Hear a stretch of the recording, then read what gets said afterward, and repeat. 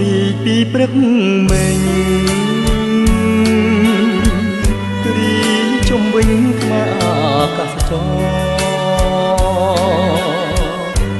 គូឡាបលឿងក្រហមសឃើញថាមិនល្អមិនបានស្រស់អើយប្រហែលគ្នាស្រស់មួយណាដែលខ្ញុំលួចស្នេហ៍គឺធម៌គួចញញឹម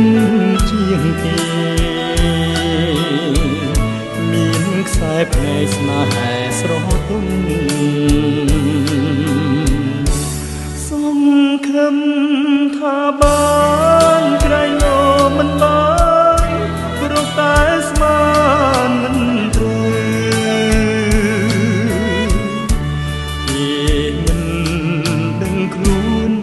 ខ្ញុំលងអីលើខ្ញុំត្រូវខូចចិត្តម្នាក់ឯងបើភ្នែកខ្វាក់មិនឃើញស្រីនោះគ្មានអ្វីខូចចិត្ត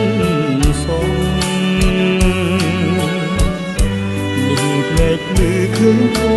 ចចិត្តអស់ស្រណោខ្ញុំខ្លាំងទេ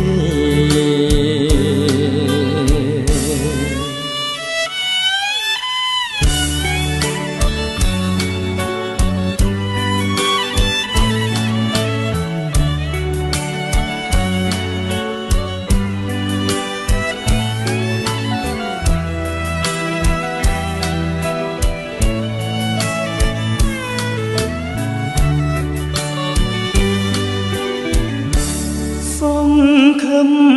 ថាបានក្រែងលោមិនបានរកតែស្មានមិនត្រូវ